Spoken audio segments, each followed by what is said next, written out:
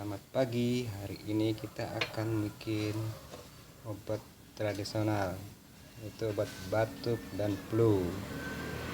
Kita masuk ke hidupkan api secawan, kita isi secangkir air.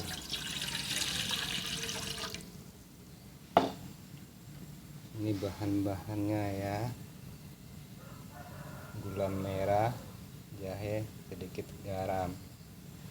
Kita masukkan dulu gula merah,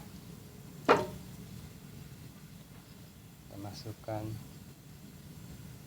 jahe sebesar jempol kaki ya, sedikit saja garamnya ya.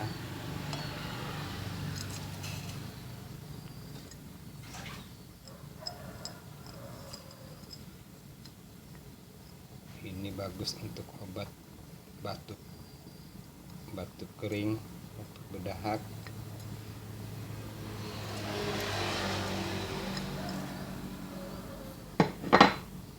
Ditunggu sampai gulanya larut, sampai dia mendidih ya.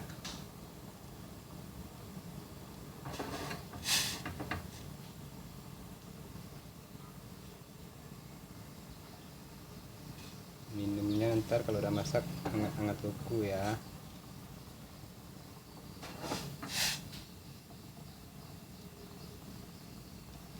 Silakan mencoba yang sakit batuk dan flu. Jangan lupa komen, like, dan subscribe ya. Ditunggu. Inilah informasi untuk kesehatan obat tradisional.